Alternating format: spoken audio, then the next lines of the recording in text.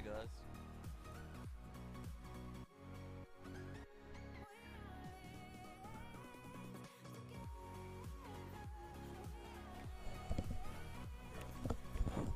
And welcome back to Darcy Street, the Theatre of Dreams, for more pre-season footballing action. We saw Hume City last week. Today sees a Victorian powerhouse, the Bentleigh Greens, coming down to test out South Hobart. They've been one of the real powers of Victorian football for a number of years, won several trophies in the past 2 seasons, and they'll be raring to go in this one, taking on South Hobart in the first of 2 more friendlies over the next 24 hours here at Darcy Street. Here to talk our way through this one, and joining me is Paul Hunt and Jake Morgan. A very good evening, gentlemen. Oh, good evening, Cooling. We're just fighting over who to talk first. They're very much looking forward to watching Bentleigh Greens live in action. Missed out when they came down for their last appearance in Tasmania, well, the FFA Cup a couple of years ago. I know you thoroughly enjoyed that evening, Cooling. Very memorable evening, that one. Slightly nicer conditions, it has to be said, here at Darcy Street, and a slightly more carpet-like pitch than we might have seen at Valley Road that evening. Of course, Lake Devonport forming in the penalty area, which really caused a few problems for the Bentleigh Greens passing style of game they like to employ, and I think they'll find this pitch a little more to their liking. So they certainly managed to walk on water that night. It was a performance from them to manage to get over the top of that Bentleigh, Andrew, and I wish I'd been there. Yeah, it was a great night. Fell just short in the end at the Strikers boys, pushed it into extra time, but I think we'll see a slightly different performance from the Greens, and indeed a very different team they've named here today. A big turnover in the past 18 months, which shows you the pace at which these playing lists do kind of roll over in Australian football. Speaking of the playing lists, we might have a look at the teams taking place in today's game. South Hobart, the hosts, and the first thing that just jumps right off at this there is Mark Moncourt in goal. Yep. There's a few, it's got to be said, from South Hobart to mysteriously unavailable on this public holiday, but a few youngsters will get the chance instead, and one great youngster in goals there, Mark Moncourt. Big fan of his work, and he will get the start today in lieu of Kieran Brown. And he looks fit. He was in the grandstand bantering with us last week, and suddenly he's been thrust into a game with the Bentleigh Greens. So the rest of the team are slightly more familiar names. Number 2, Connor Schmidt, who will look to make the fullback spot his own with Liam Quayle's departure. Adam Gorrie will line up at right back. 16 and 17-year-old, I think, Olaf Conforti and Antonio Saracino. Real future gems of this South Hobart midfield, and look forward to seeing what they can do alongside a few more experienced players. A couple of the youngsters in there getting a run tonight. Nick Morton survived his suspected a broken hand last week, just badly bruised apparently, and he's all good to go for this one. Kobe Kemp, a classy player in midfield. Number 9, Orion Cook. We saw him early last season and scored a couple of wonderful goals at this ground. Alex Walter he looked $1 million last week, didn't he? He was absolutely on fire down the wing, and we look forward to seeing what he can continue to do. Keenan Twiggy Dowse, man from Devonport. He's been given an opportunity here in this South Hobart side, as has number 14, O'Dane Damar, who probably had 15 minutes he'd rather forget last week. So he'll be looking to give a better account of himself with a full He's start had some today. fine moments at Darcy Street. I remember a very sweetly struck free kick by the man O'Dane Damar, formerly of Clarence, last year from the edge of the box, from one of the most ludicrous dives that has ever been seen in Tasmanian football. Yeah, Billy Bremner's swan dive, the stuff of infamy. That was national news, really. Yeah, I think we got a bit of a run on Fox with that. On the bench, Ethan Griggs, Riley Morton, Muller Gratz-Smith, Isaac DeGetto, and Nicholas Becker. So a very young bench to replace a fairly young lineup. So a few out of this South Hobart team. They are the experienced customers in Brown and Ludford. So a real test for these South Hobart youngsters. Did Ghetto come down from Launceston, or yeah, my he's mistake? Previously at Launceston City. He's been training with South Hobart a bit, and he'll get the chance to push into that attacking 3 that they've got so many options. It's a tough lineup to break into. He'll be doing his best to get in there today. So that is at the South Hobart side. I think it's going to be really good this year to get a look at Connor Schmidt at left back, because we all know that Quayle was probably the best left back in the league, and Connor Schmidt was possibly the second best. So South Hobart very well stocked in that position, but a young player who certainly has a big and bright future in the game, and I'll be looking forward to seeing him getting up and down that left-hand side. We might move on to the visitors now, the Bentleigh Greens. A few changes into that lineup from the team that we saw a couple of seasons ago. Number 1 in goals, Ryan Scott. Number 3, Marcus Duncan, I think that's meant to be. Number 5, oh, there's a name that's very familiar. I'm not sure he will ever forgive my co-commentator that night, Damien Gill, but Jack Webster, Strawberry Kisses, doing his thing, captain. In the middle of defence for the Bentleigh Greens. Oh, geez, it was a stretch, wasn't It it? really was, but look, once it was made, it was just run with, tragically, for Nicky Webster there in the defence. Number 7, Jason Hicks. Number 9, Chris Lucas. A couple of new names. Tyson Holmes, attacking midfielder. He played that evening, the boxing match. Looking forward to seeing what he can do. James Zidius, I think. Any alternative suggestions to that? No, let's go with that. XYD? It's a good name. XYD. Marko Jankovic, number 14, the goal scorer for that night in Devonport. Matt the Turtle Thurtell, who came off the bench and scored what would be the winner in that one. Number 19, James Kelly, has apparently gone from Geelong to Essendon to Bentleigh Greens, and we'll see how he goes with the round ball, James Kelly. And number 22, Christian Carvalho, who really has a name similar to Ricardo Carvalho. Beyond that, we're really stretching for our knowledge of this Bentleigh team, it must be said. I'm sure we'll learn plenty throughout the opening 15 minutes. Well, interesting fact that I was reading before this game is that Charlie Fry could very well be a relative of Stephen Fry somewhere distantly and along the line. Interesting fact that I discovered prior to this game, mate. You've been on Ancestry.com to do your pre-game assessment. I was. Those adverts finally talked me over to it, gave them my money. Also you find some great facts. Also on the bench alongside Stephen Fry's long-lost cousin is Riley Dillon, James Doyle and Pierce Clark. They've got a couple of other players who will be flying down tomorrow to take part in the Zebras game. But that is the squad today, and you'd expect they'd be all pretty comfortable on the ball. Coach Johnny A is noted for the way he likes his team to play along the deck. Very aesthetically pleasing football. They'll look to dominate possession. South Hobart will be chasing the game this afternoon. You'd have thought, and what beautiful conditions we have for a game of football here today, gentlemen. We often talk that up with South Hobart, but no doubt here there'll be the usual breeze running from right to left on your screen that we saw play havoc with the first half of the match against Hume last week, and especially the one on a Friday night, as we look at the Bentleigh Greens subs making themselves comfortable on the A-League approved Bunnings chairs that we still copy down here in the NPL. It's very much the substitute bench of choice here in Australia. But yeah, it's also the pitch itself is looking a lot better than last week. Had a bit of wear and tear on the right-hand side especially, but that's looking a Certainly lot better. The best maintained ground in the state that I've seen, Darcy Street. Barely see a dry patch of grass on it, and I think that'll play into the hands of the Bentleigh Greens here today, who've come in with a strong reputation for passing quality football, as we see from this South Hobart team. So I'm really excited about this match, to be honest, boys. I think we could be seeing a few goals, two teams that like to attack, and just a generally entertaining encounter.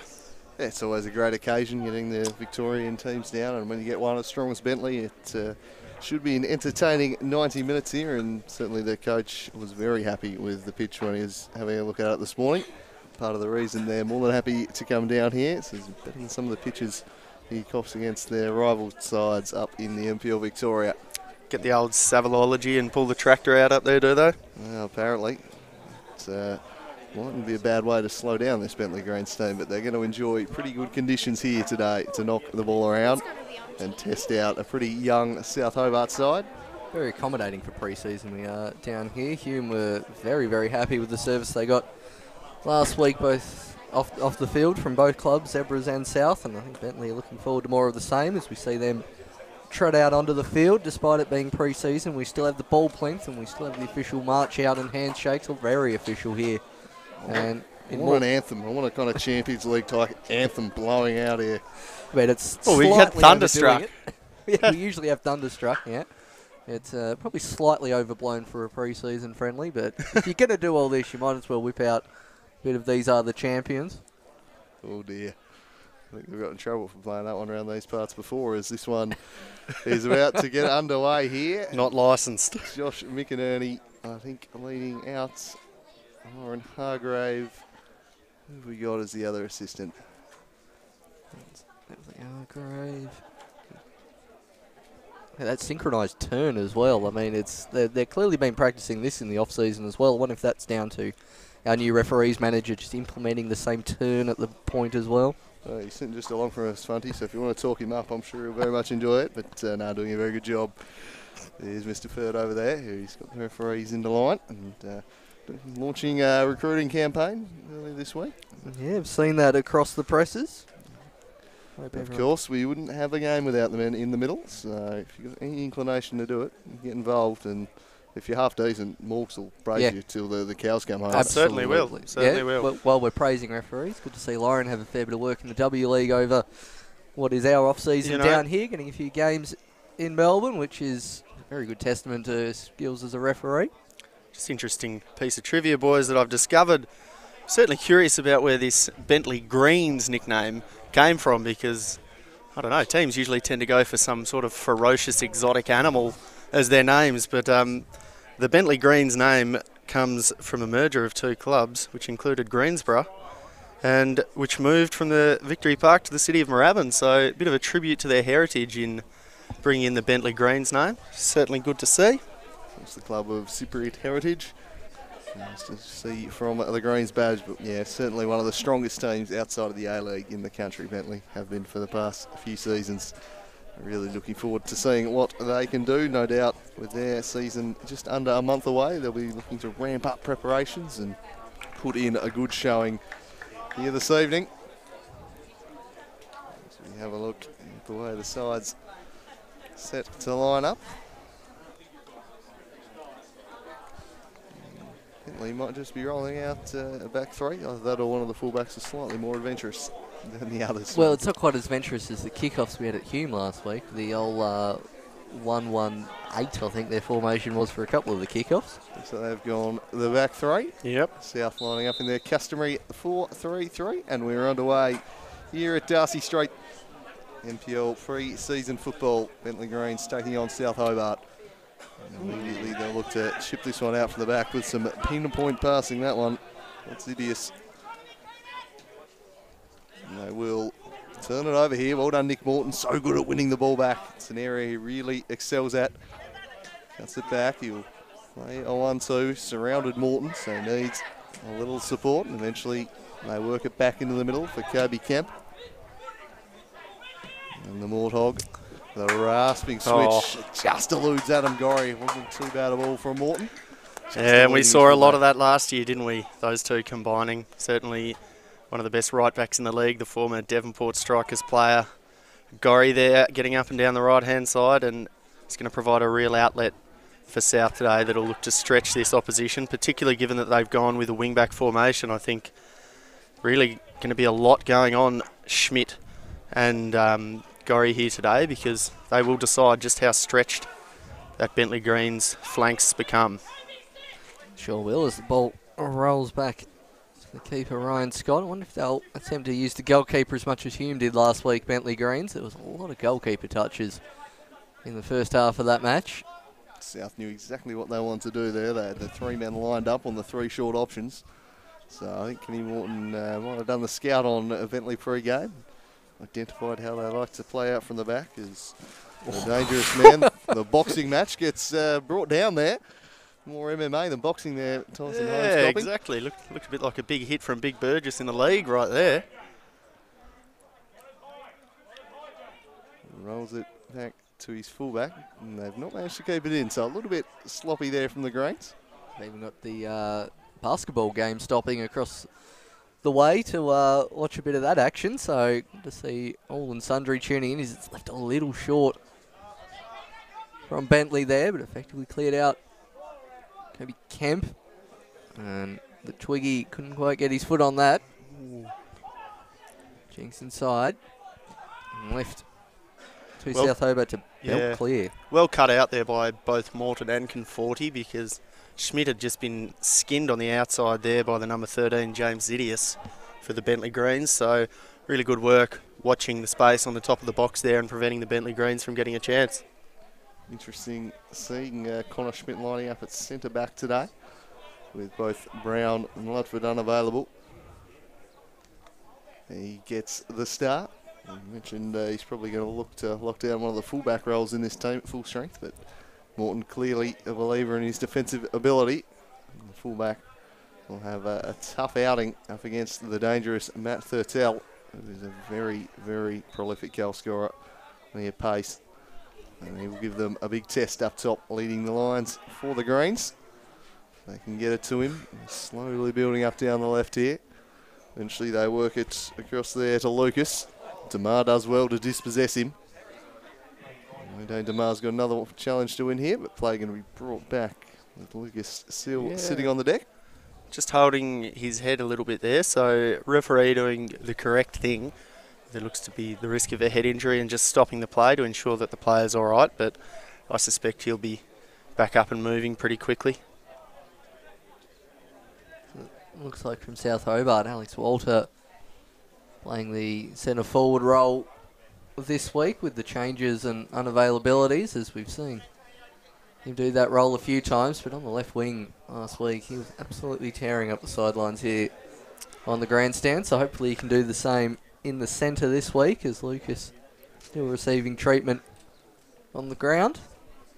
Just having a quick check while they're on that. Seems to be really enjoying this public holiday at the moment there, Chris Lucas, just having a nice sit down and not too fussed about getting on with things. After all, it is only a friendly, he thinks. Just visiting down here, not in any rush to get going. Yeah, just going at his own pace there, I think. Well, interesting, just do the semi-professional players get penalty rates today, Andrew? That's a good question. I guess because it would depend upon how their contracts have been drawn up. If he's on time and a half today... You'd want to draw it out, wouldn't you? Exactly. Try to get up to 100 minutes. No, exactly. Call for extra time. This one's chipped down the line, but eludes Conforti.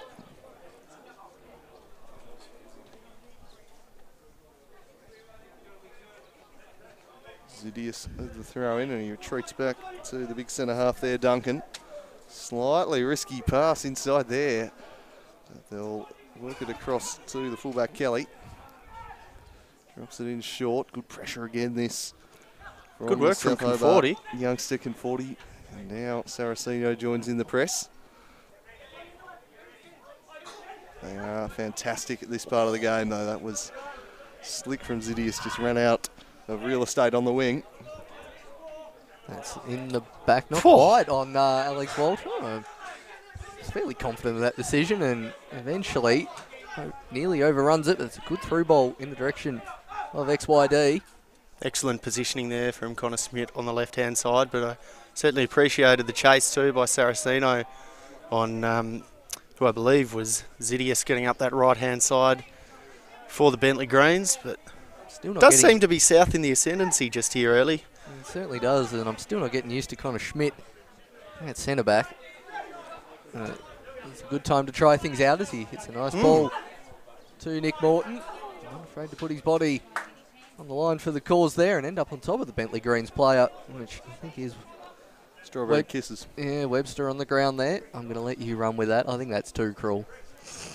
Damo's driven that nail well and truly, and just making sure it's finally now. tapped out of the Damo is an up-and-comer in the world, so I certainly don't want to be destroying that relationship by any stretch, but it was a stretch. Pretty sure that was my exact words at the time. Me and Paskey were not too sure about it. But look, once it's been introduced into the lexicon, just had to be run with it, really. It's Bentleigh again. Consistent to play out from the back, but South Hobart closing off the options, and now Walter charges him down and forces a turnover. Can they make something of it? Saraceno with a little bit of room, and in the end, just skews it horribly out of bounds. Just got a bit excited when he saw the field opening up for him. Tell you what, that's about to go in the canteen. Oh, that's good work from the canteen lady, dishing up delicious potato cakes and a bowl service. So, what more does one need? Yeah, top work. Top work from the South Hobart canteen volunteers. And all canteen volunteers across Australia in football. Oh, he gets himself into a world of trouble here. Nick Morton is waltzing into the open goal and helps himself and says, "Thank you very much." And didn't you have to think that there were a few times that Ryan Scott just dawdled on the ball, boys? Yeah, he's been caught there. Terrible indecision from the keeper here. Thought he had way more time than he'd got round him, but then stumbles, and Morton just tenacious says, thank you very much, and South Hobart take the early lead. And I think that really is the Morthog sniffing out a truffle in a game of football, boys. He's done a very good job to get in there. Persistent work. It proves that something can come from nothing in this game. Me waffling on about potato cakes, and 10 seconds later, Morton's put the ball in the back of the net. It can change in an instant. This beautiful game. Now we'll see what the Bentleigh Greens can come up with. DeMar manages to pick it out. Schmidt coming across. No luck there, so switch it out to Duncan, who's now going to look for XYD. Plays it inside. And that's good covering from Nick Morton. The boxing match looking to take a quick throw in the direction of Hicks, who's getting backed into a corner. And it's good pressuring there. Just got locked up there a bit in that corner there, Hicks.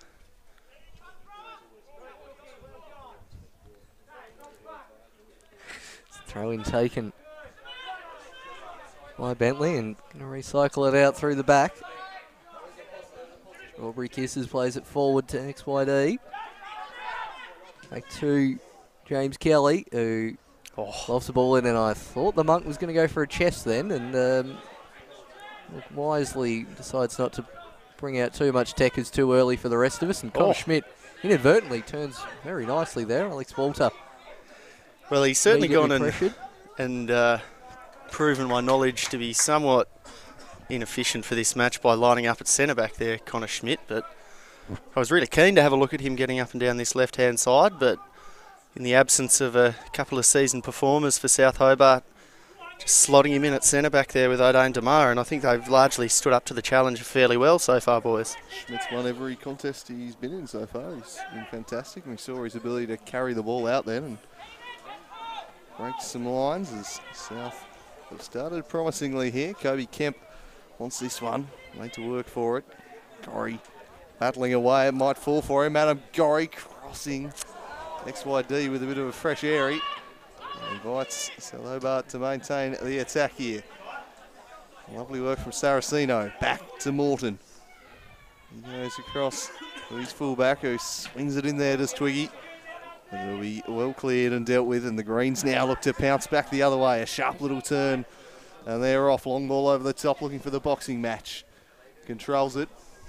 Now threading it back through. This is promising build up from the Greens, but sniffed out by Nick Morton. Got a foot in. Broke up the play nicely. Sure did, and nice switch out to the ever-promising Saraceno. A touch inside. Cook. Now looking to go to the other side, and Cook just leaves that one a little bit underdone. Thanks, Scott, Paul. No problem. Scott plays it out. Insidious. I think this one's going to have to go long. Eventually does. Real pressure on the striker there. Holmes, the boxing match has got a fair bit of time, but Morton wins it back. Now Walter and Saraceno. Let's see what he can do down on the wing. And managed to win a corner for his team off Duncan, so he's done well there as the youngster.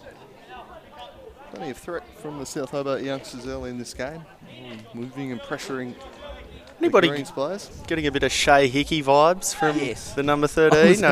Been wanting to bring that up for about 2 Keenan minutes. Deuce. Runs like Shea Hickey. Yeah, like really got the look. I think, remember a famous petition last year to let Shea play that was run in the Tasmanian football community, and it appears that they've gone the next best thing and copied him. Yeah, it seems Morton's now got cloning technology to go with the GPSs he had last year. Just always ahead of the game. He is always ahead of it. Silver Fox. I mean, we saw recently. Human cloning is exactly. Really well, a monkey was cloned in China just the other week, so he's it appears. Yeah, down here at South Hobart, they've taken it to the next level, and there's a second Shea Hickey out there. Yeah, the original, of course, playing for Beachside this season. Is he? Will pick up for the championship outfit as they try and gain promotion. And South Hobart take the corner short. Cook and Kemp. I'm not sure they've executed that quite how it was drawn up on the training pitch, though. Yeah, there's a few people out there in the football community who want to ban on short corners, and that's Exhibit A for that. I do not understand that at all, but... Yeah, Cook and Kemp was a bit more Mitchell and Webb there. Comedy of errors, really. Well, what you've been watching on the telly lately, Morgs, is... Never seen it, actually. Scott, what's that roll out? to his wing back. Eventually, the new man Cavallo picks it up. Pressure Scott here immediately again. pressured again, and tell you what, he just gets that away. I really don't From think the that charging. he caught the keeper there either. Yeah, well, that's good blocking from Saraceno.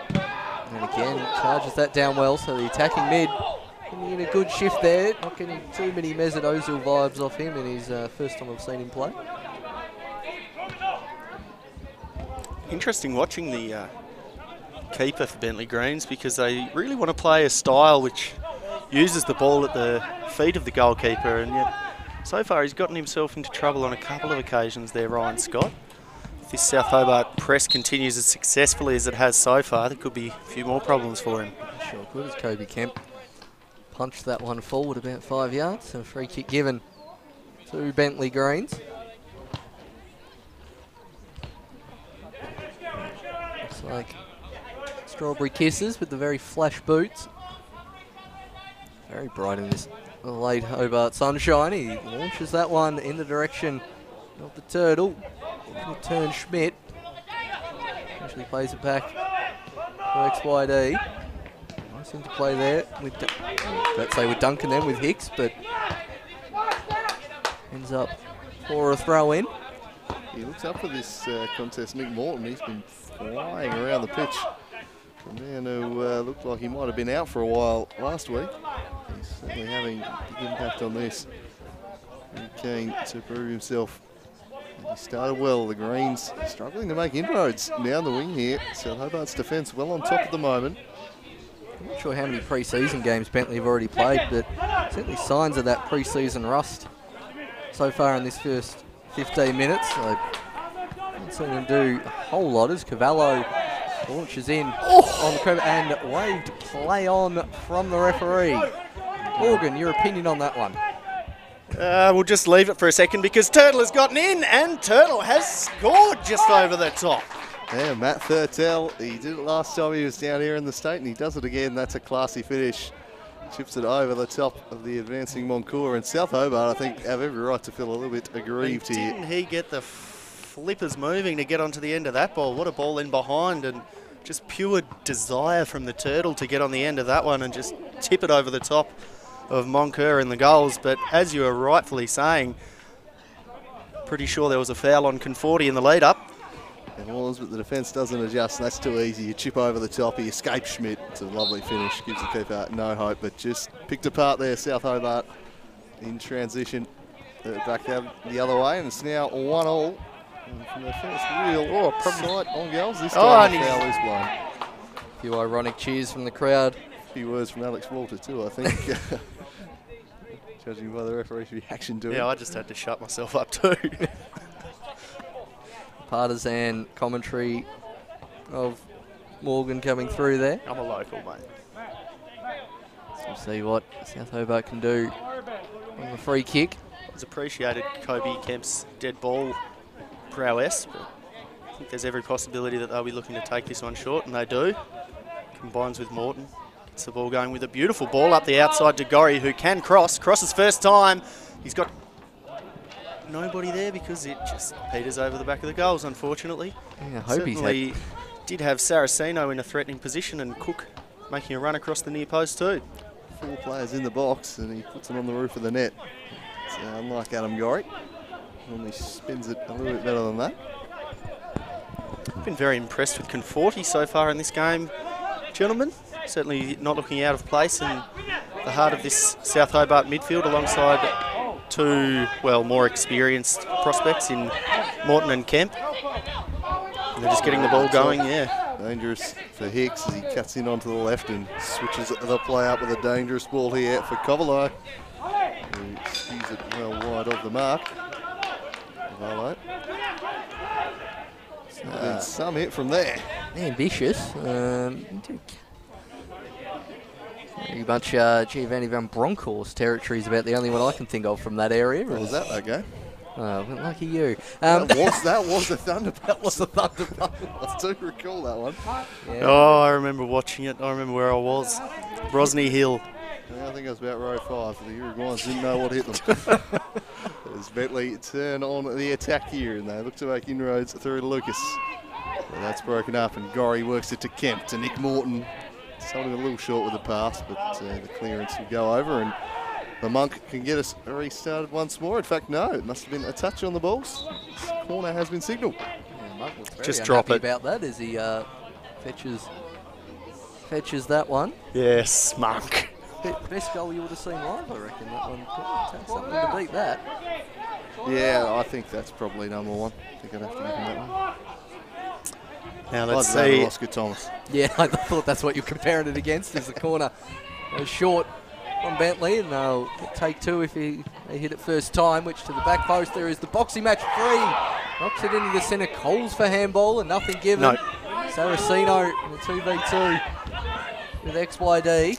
Just need to get it on the ground, and Connor Schmidt's certainly not done that. He's I can't that wait. high in the air. I can't wait for another look at that handball, boys. Certainly one of those controversial moments, perhaps not unlike Callum Chambers' penalty, which was wrongly given against him on New Year's Eve. Certainly one of those scenarios, I think. No penalty there. Well, Not trying to put his arm in the way, trying to get it out of the way, and indeed making very little contact. I think that falls into the definition of a natural position. As South on the attack, look to slide in Nick Morton, but a sliding challenge there from Kelly. Puts it behind for a corner. Bit hesitant getting up there, Nick Morton, after that slide challenge falling on that sore arm of his. Still not afraid to put his body about, as we've seen in the first 20 minutes.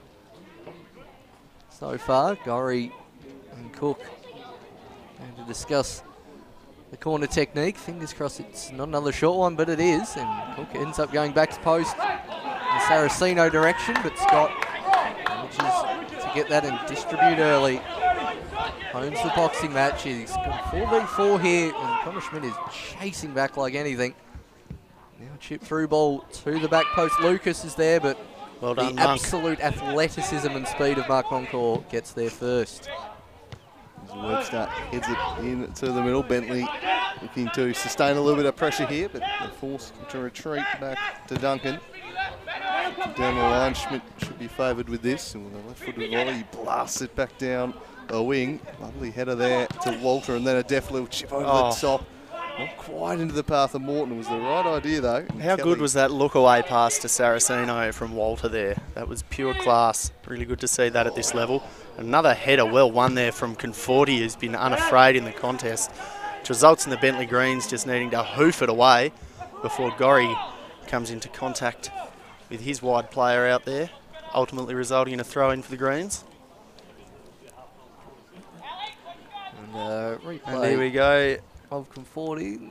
Oh, Led with the he's elbow a just bit copped there. an elbow fair to the face there, Conforti, and he's just gotten back up and gotten on with it, and not having the public holiday over there like we saw from Cook earlier. he's been Oh, in the Lucas rather. been in the walls in the opening 20 minutes as a youngster, but he's impressed, and he's certainly not taking a backward step. Yeah, I remember him from the under-20s final down here in Taz last year, and thought he was very impressive directing traffic in the centre mid, and he's been even better at this, which is admittedly a big next step up despite being a pre-season match. Scott looking to play short, and again Conforti gets there, lays it to Alex Walter, tries to go through the legs of the keeper, but Scott manages to get that. Walter keeps it in. Saraceno looking to try and get past three players, but unfortunately Strawberry Kisses just belts that one into touch. A good opportunity there for South. This press is going beautifully up front for them, isn't it? It's really causing Bentleigh Greens trouble with their style of wanting to play out the back. Saraceno, and he's come in on the left and really done a good job maintaining that, as has Conforti. They've fit in seamlessly. These youngsters, they know exactly how they want to play, and again we see a turnover from the back. Bentleigh perhaps that pre-season stage lacking a little sharpness. Will South make them pay again? It's Gorry punching it to the back post, and it just eludes the runner Walter.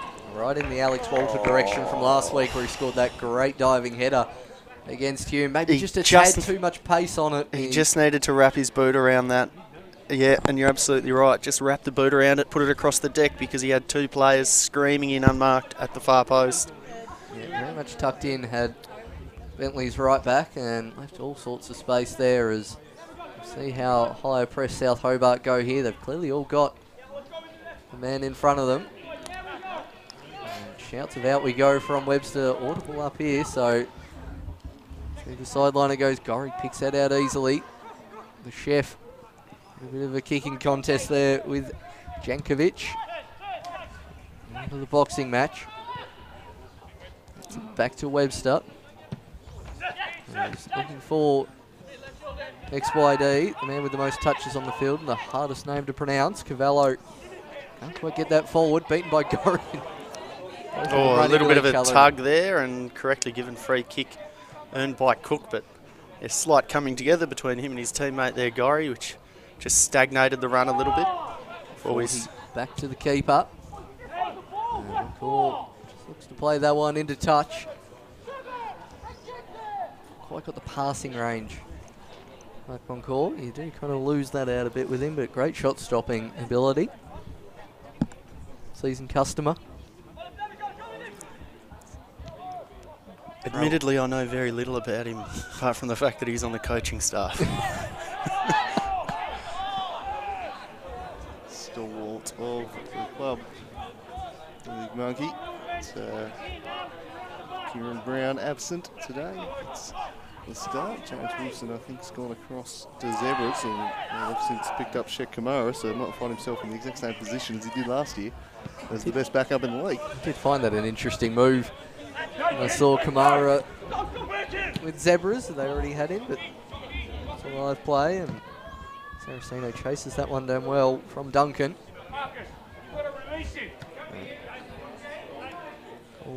Some slightly better distribution there by the Bentleigh Greens player. Saraceno heads that one at an awkward height, so it rolls through to the keeper. Webster.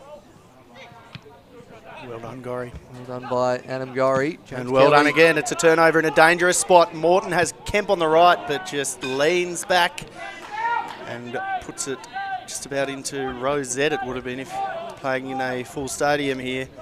Just leaning back far too much on that shot, and uncharacteristically poor technique there from Nick Morton.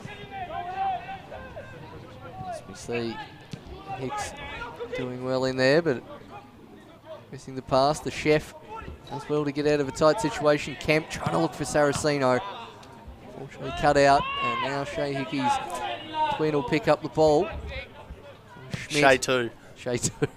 Now Gary. Adam Gorry loses that one out to Matt Thurtle. Not a lot of nice Gary there with that one. No and Gary. Back down the wing, and nearly well done, in Schmidt. For Lucas. Well cut out there by Connor Schmidt. Haven't seen him play much of centre back in the past, but he's doing quite well. He's now got Thurtle backed up. Cavallo does well to put his foot on it. Unfortunately, still hasn't had time for the cross. Gorry is all over him. And eventually gets a throw. Yeah, might have just copped a kick from him before there, Gorry, so I think he had a bit of a score to settle. You often see players at their most tenacious after they cop a bit of a hit from an opposition player, and fantastic pressure there from Saraceno.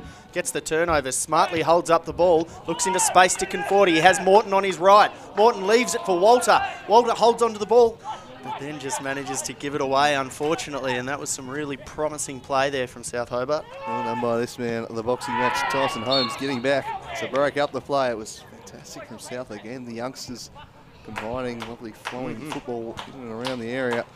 Forced another turnover, heavy touch, they're pouncing on everything. Saraceno, and this was just really smart, just checks back inside, threads it through. You don't often see that kind of calm, composed play from people who are playing at a lower level. Really good work from Saraceno. For a 16-year-old too, it's really impressive what we're seeing from him in the opening half an hour. So despite a couple of players... Doesn't look 16. No, he doesn't. He passed for 21 pretty comfortably. As the Morton footballing factory just keeps churning him out. As Nick Morton works it to Alex Walter. He's got Cook offering short, instead opts for Nick Morton, who now gets his head up and looks to run, centering ball in the Walter direction. Needs some support from Gorry. Eventually it comes. Who can he pick out? Gorry to the back post. There's no one there. His delivery's been a little bit off so far today, Adam Gorry. A bit uncharacteristic of him. Yeah, very much so. I mean, Saraceno had certainly stayed well back on that one anyway, but we'll see if Gorry can get back to his usual high standard, as Sidious is immediately pressured from Conforti, and then I thought Conforti was sliced down again. He's not getting much of the rub of the green from the ref. blocked it. Nick Morton, good save from the keeper. Again, this They insistence on playing out. Selling him down the river, boys, I think the Bentleigh Greens, to their keeper. Not quite sure that he's got the speed to maintain the kind of passing play that they want from him. It's gotten him in trouble 3 times already in this half. They just keep chipping away at the back here. It's been South in the ascendancy, boys. As for any of the NPL Victoria teams watching this, you'd be thinking a high press against Bentleigh is the way to go with the amount of success South Hobart have had so far. I'll look to go down the wing through the boxing match. They're hitting a wall in midfield here at the moment. They are, aren't they? South Hobart, this is what they so often do to the local sides, but perhaps a bit of a surprise to see them doing it to the Greens. This is very impressive from South. Walter unable to get on the end of that. For Morton, the keeper will be pressured here again. This time a little bit quicker to get rid of it and dwell on it on that occasion. So look, to build from the back, and again surrounded by South Hobart shirts, just making life very uncomfortable for these Bentleigh defenders. And they've won it back again through Adam Gorry. He runs in, he's then dispossessed. Holmes, lovely bit of skill there from James Kelly. The former Essendon Geelong luminary, now doing his thing for the Greens. Through the middle they go, Tyson Holmes. Good work, Olaf Conforti, to be guarding that space until you can see Morton and Kemp to get back. Can't be more enthused about how we've seen Conforti and Saraceno play today for South Hobart. Not looked out of place, have they? As they work this one forwards. This is dangerous. Beautiful. The Turtle lays it back. A fierce drive is blocked away by Connor Schmidt. And Kobe Kemp will clear the area, and it's a 2-on-2 out here. But it's going to slide on out of play for a Greens throw. About the first time we've called James Kelly's name so far today. I've not seen too much of him in that Pops holding midfield role, as we see Hicks kicking inside. He's got a few players out here on the wing available, one of which is Holmes. Holmes is looking back post in an speculative effort. Whoa! And manages to beat Muncore and go in the far corner. Oh, very good finish from the Turtle. Volley there from the Turtle for his second, and despite having the possession and the position, it is the Bentleigh Greens who now go ahead in the 30th minute through a wonderful volley that just left Muncore with no chance. Hit nicely into the ground and into the far corner, boys. That is perfect volleying technique there from Matt Thurtell, his second, and they've had 2 real meaningful attacks and they've made them both count. This was a lovely little ball to pick him out, and bang. He hasn't hit it any better than that. And the Monk left with no chance, bounces it in the bottom corner. He just found such a nice spot in the channel there, didn't he? That was such a good spot in the channel. Really one of those moments where you would have DeMar and Gorry communicating between themselves, hopefully, for one of them to pick it up, but in such a good spot that neither of them appeared to know who should be covering him. Yeah, lost at the back there, I think, for the second time. It was Matt Thurtell, and both times he's made them pay. He seems to enjoy his trips down to Tassie. He has some good goal-scoring touch in him. Gorry. Kemp having his... Must be the clean waterways down here for the Turtle. It must be. Well, just having the channel region as he's going into the yeah, channel. true. Swims well through the channel, the big Turtle. We see Kelly back on the ball in centre mid, looking to get his foot on it a bit more. Hicks just managed to, he nearly gets that through, but Tamar snuffed that out. Lucas was in through on goal after that. And maybe just calls from Bentleigh to liven up the pace a bit. That's a slightly over-hit cross, and Shea too. We'll try and get rid of that one. The chef is going to come over to this near side. Saraceno on the other. XYD looking to go down the line. Back to Duncan. And short to Thurtell, who's immediately pressured from Schmidt. Good little challenge there from Twig. And Conforti, lovely turn to get out of that one. Pity the pass didn't quite make connection. But he's done very well there. And Kelly. Just a bit of miscommunication there with the Turtle. We'll see that roll through to the keeper. Just seems to have shocked South Hobart a little bit after that second goal, boys. You have to say, because we haven't quite seen the same level of attacking play that we saw from them in the first 30 minutes. Perhaps a real shock to go behind after having such ascendancy in the game so far. Get things going here through Kemp and Morton. He looks out wide to the Cook. quite a fair bit of space here. Only Walter in the box for the minute, so he goes to him quickly, and really quite a good delivery that Walter wasn't really expecting. Yeah, just slightly behind him, which he didn't really have too much of a shot on it, but it was a good height and good pace. As Kelly now plays it forward to the boxing match. To Kelly. Into Hicks. He's going to look down the line to Lucas. He's got one in the box, but that man is the double goal scorer for them. Back to Hicks, who looks to have a shot. Dummy from Thurtell and just wide from Exidius. He probably should have put that one on target there, did the winger, who's plenty of touches so far this afternoon. Just starting to click into gear here, the Grains. Their confidence is building. They're moving the ball around a bit sharper, and more crucially, they're actually getting the ball out of the back line and getting it to those midfielders and attackers. And we're seeing exactly what they can do when they get the ball with a little bit of space. A little bit of an outlier there from the XY man, though. It was a little bit. One call up to get things restarted. 33 minutes tick past here. 2-1 to Bentleigh. South won't be too discouraged, but they wouldn't want to ship another one before the break. As Green's starting to get on top here. Dangerous ball to the back post. Demar was just a little bit unaware there. And Lucas feeling in behind him. Nearly robbed it from him, but Demar does just enough.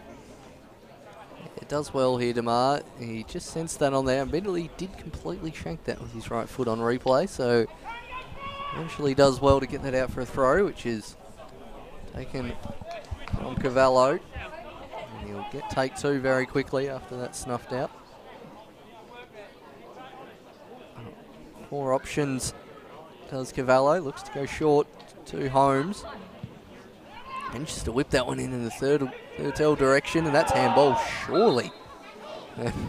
He's eventually given just outside the box from Gorry. Didn't know too much about it, but that was a fairly blatant handball. Like he was grabbing a ball out of the training bag there. It's a fairly blatant one from Adam Gorry. To get away with that. Presents a good opportunity again for the Greens. What can they conjure up from the set piece? 6 targets in the box to pick out. Everyone from South Hobart back defending it, so the cross is in. Doesn't beat the first man, Schmidt. We'll get a second bite at it perhaps though. There's Kelly. The cross and now swung in and blocked behind by Gorry for another corner. Good consistent deal of pressure from Bentleigh Greens. 35 minutes played so far in this one. Just taking a little bit of time to get the ball here. Not quite sure. We've got a blood rule on Kobe Kemp by the looks of it. Can't see too much claret coming out there, but that's one less player for South Hobart. Just pointing towards his lip there, so South will have to defend this corner with 10. Looking to go towards the back post. Just gets his head in the way now. Lucas. Play it to Holmes, who just fires that in to Schmidt. I think that's a little bit harsh, the blood rule on Kobe Kemp there, because the only way he's going to be splashing that blood around is if he's kissing anybody and being in the heat of battle of a football match. I don't think that's going to happen. It would seem unlikely. Can't see anything from up here. Holmes punches it. A chance for the left footer. Stand one up to the back post. Gorry eventually away. Quite have the depth on the ball in there. South Hobart holding on. This game has really turned in the last 10 minutes. It's not something you can put a band-aid on the underside upper lip, so we'll see what Kemp will do to stay on the field. Gorry manages to get that out for a throw. Not sure what they actually did to Kemp then, as I was trying to watch the medical first aid come to hand there. Did absolutely nothing, but he's back on the field. Cavallo looks to take the throw. Gets the return ball from Lucas. Nice play down the left-hand side, but there's 3 South players for company. Eventually falls to Hicks. Now Kelly, who looks to have a shot, drives it low. Schmidt, but just enough of his foot in the way there to take all the power off it. Yeah, just took all the sting out of that one.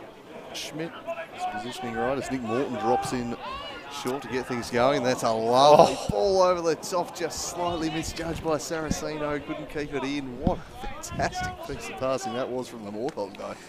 Looked up, one touch. It's a 50-yard diagonal ball, and Saraceno just needs to put his foot on it there. He would have been away. And about a 3-on-2 as well, so South just looking to get back into it. Hicks, who's certainly got a lot more on the ball in the last 5 minutes. Schmidt being immediately pressured by Lucas. Fluid up front formation Bentleigh are operating with everyone rotating positions. It goes to Kelly, who just misses the pass to Hicks. Now Gorry will look for an outlet. Seem to be looking a bit longer, South Hobart, in the last few minutes. Not sure what the wise Ken will be thinking of that. Now to Duncan. There's not too many options short, so he's a bit further in the direction of Holmes. Boxing Max plays a lovely through ball into James Kelly, who's making a nice run, and Connor Schmidt just gets his foot in the way. Kelly made sure not to leave a foot in there. And at 2-1, it's certainly taken all the sting out of South Hobart's play, that second goal. Duncan and Scott. Maintaining that press for a full 45 minutes is very tough too. Yep. Especially while it's still January, that's in the direction of Hicks, but closer to the South Hobart bench. I think Coach Morton will be looking for the half-time whistle as soon as possible. And Shea 2 to take the throw. Morton is more advanced than I've seen him lately. Spoof from Duncan, 2 in the way, Kemp and Conforti. Played forward and offside called against Bentleigh. Yeah, Chris Lucas not convinced, but the flag was up very early there. I think to my eye, Peter's slightly off. Schmidt with a free kick here. Morton wants it short. So does Kemp, but it was a poor pass from Schmidt. And now Bentleigh are on at the attack here. Lucas tries to cut it back for XYD, but well done Schmidt. Got a foot in again, as he has a number of times in this first half. Assured display from Connor Schmidt. Yeah, I've been very impressed with him at centre-back. Tamar's still finding his feet at a new club. Hicks down the wing, there's a man open in the centre, and Damar just cuts it out. Lucas was ready and waiting for that through ball, but Damar snuffs that one out. Well, just for a moment he's out of position there, Damar, but he's got such great acceleration. He just glides, and in a few paces he's in the right spot to put it behind. Great recovery speed of Damar. Really fast closer. And here's as Cavallo makes it to Hicks, and eventually that's gone all the way back to the fullback. Now to Kelly. Couple of nice turns. Most of the impetus of that corner set piece has gone out. And whipped to the back post from the boxing match. And again, another long ball. Ooh, here we go. In the direction of Alex Walter, who's got 2 to beat, and the chef is wide open in front of us. Can he get there? He can. Ryan Cook with the option, and good save from Scott. A very quick release there. Did very well to come out off his line quickly, did Scott. He just about should have hit that first time, don't you think, boys? Just about. He probably had time for a touch, but not one that heavy, I think, as Bentleigh looked to attack up the other end, and Fertel unable to conjure up something amazing with a hat-trick. Just a heavy touch, and just allowed to keep it to close that gap. I think he didn't know what foot to take it on either. Seemed to just put it in the middle, neither left nor right. In fairness to the keeper too, Ryan Scott, he showed really, really good pace there and got out nice and quickly to smother that shot. So full credit he should be given to him for saving a goal there, really, because absolutely would have been without fine reactions like that. He had a shaky start, obviously, with a few of his passes, but that's a few occasions now he's been able to get out, make himself big, and close down opportunities. Yeah. Very sharp bit of keeping. How was the ball from Alex Walter too? Just put it on a time there. For Cook, it was a perfect ball. Took both defenders out of the equation. I think they could rightfully have asked where Zidius was while Cook was streaming into those open spaces. However, we see that Cook again, and this time Zidius very, very tight to him. Just forcing the corner here for South Hobart, but that's a fair call as well to where Zidius was. Yeah, being that freely unmarked, he's really been bailed out by his keeper, Ryan Scott there, Zidius. Apologies if that's wrong. It probably has been, that wouldn't surprise any regular listeners to us, as Kemp is over the ball. Looks to go near post, but that's right in the breadbasket of Ryan Scott. Calls for a quick release from the coach and ends up finding Strawberry Kisses, who I don't think is terribly likely to go on a barnstorming run. Eventually plays it back inside and he gets it back again. And a nice through ball in the direction of Lucas, who's going to look to the middle. Gorry and Schmidt between them. We'll eventually see that one out. Oh, that's a dicey back pass. That's an even dicier pass. Thurtell is in. Xenicus and hits the post. Thurtell puts it over on the rebound, and Cooling, you look in an absolute state of shock after that. How's he missed that? It's the easiest of his hat-trick attempts there. I thought he was offside here, Thurtell. Oh, no, been played on, by Gorry. Maybe just put off by Schmidt, but the man who put the first two away, you'd expect him to have his third there. Matt Thurtell puts it over the empty net. It's just that volley. If you can score something exquisite as that, you'd think that would be too easy. And Zidius is through here again, but just cut out in the middle there by Morton before the ball can fall to Lucas. But they're certainly getting moving here now, the Bentleigh Greens, showing a bit of their class as we see Shea too give it to Cook. Cuts inside to Kemp. Kemp tries to get his head up, but cynically fouled there by Zidius, who appears to be asking the question of what he's done. Well, you nearly stomped his foot off, mate. Kick him in the ankle is probably the first point. He's just gone just about the stomp there. Kick, I think, was Alex Walker giving Webster a real battle here. That didn't go out. That didn't go out. in, so good call from the linesman. And Walter wins the throw in. Webster not happy there. No Strawberry Kisses being dished out here towards the official. He felt it was out, but I think it was the right call. The whole world in the swing across. Yep, full credit to the linesman and lineswoman today, because it's just been a fantastic display. They haven't got a decision wrong. And that should be acknowledged, gentlemen, when the referees do not make wrong decisions. 45 minutes in as Adam Gorry tries to play out from the back with three Bentleigh players herring down. Saraceno, who every time anyone goes over there, it seems a bit quiet on that far side. No one wants to pass it over there. Saraceno was in all the action. Not in front of the fans. No. And eventually gives away the foul. This will probably be the last bit of play. Kelly looks forward, only finds Schmidt. Eventually, a bit of a headed contest. Thurtell gets it down for Hicks. Damar had committed. Now out wide to Cavallo. The Turtles in the box, outstretching and just misses it. Medicus looks to play it inside. It's a good stop, not from the keeper, but from the defender. Shea too there. And Holmes eventually gets that back in a sliding challenge from Kemp. Oh, well done, Kemp. Oh, that is a cynical challenge there. It's a great Absolutely furious about that, frankly, because Alex Walter has just been kicked to the ground when he had clear space to run in behind there. That is really clever, but cynical defending. It's a professional foul. Here we go. We'll have a look at it. Just make sure he's not in a position to make a run. Yep. Steps in front of him, puts the arm out. Oh, that is it's a yellow. Stuff. Of course it is, but not a friendly. Wily stuff from the centre-back as Gorry's forced into defence. Oh, friendly indeed. That's the real shades of Dogger Brown, that is. I think that's just the spirit of Dogger is here. He may not be here himself, but that play just... No doubt he and Ludford will be returning at some point. Yeah. I dare say so. That's certainly last week.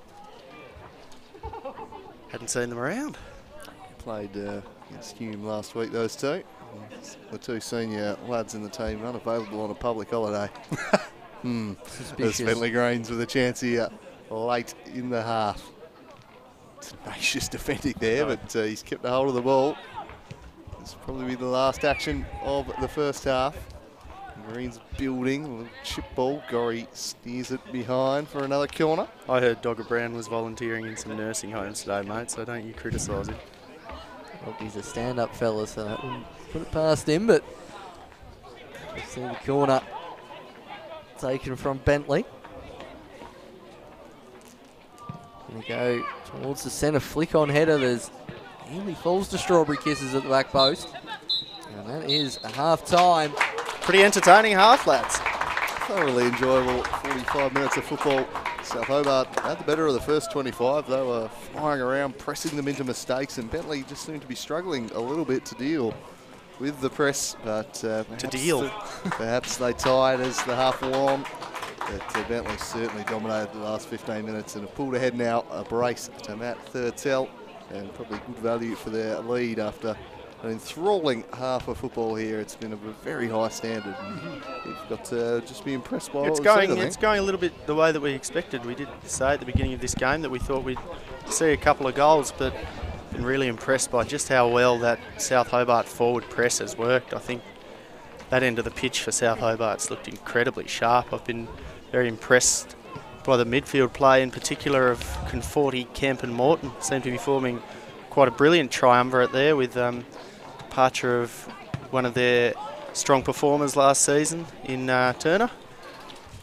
So, yeah, really good stuff here from South Hobart, and I think Bentleigh Greens have really showed just how lethal they can be on the counter-attack. Players like Lucas and Turtle have looked incredibly dangerous, while Zidius has worked hard up and down this right-hand side of the flank. Yeah, I've liked XYD's work. He's been pretty sharp, and we'll see a bit more from him in the second half as we head into the break here. It's 2-1 in favour of the visitors.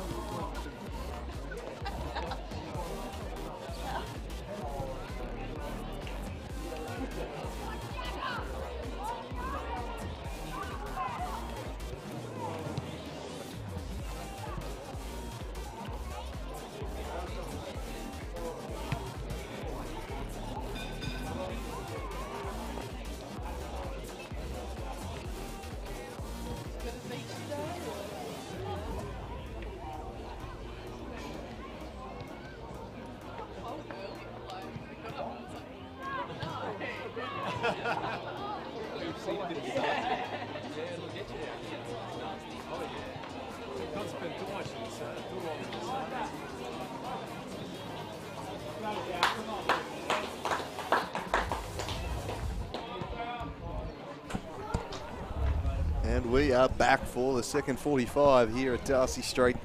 It's 2 to the Bentleigh Greens, 1 to South Hobart. Pegged back by the Greens after a thoroughly enjoyable first 45. We saw South last week against Hume, probably lasted around about 70 minutes. We have a look through the goals. Nick Morton, a gift from the keeper on the first one.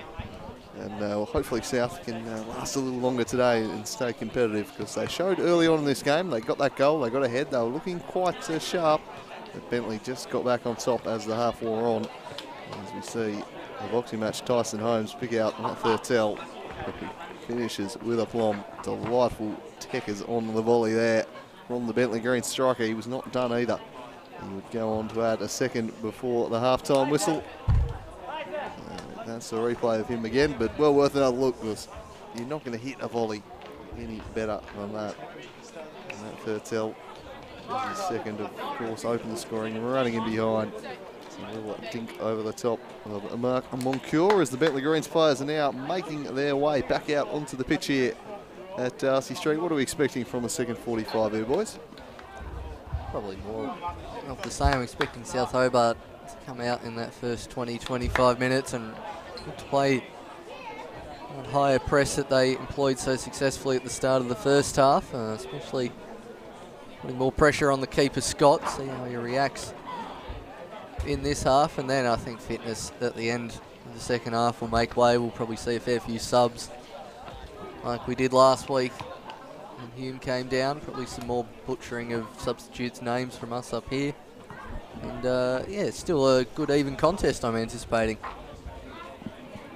So Alex Walter, who lined up as the number 9, leading the lines in the first half here, will resume that role as we get back underway.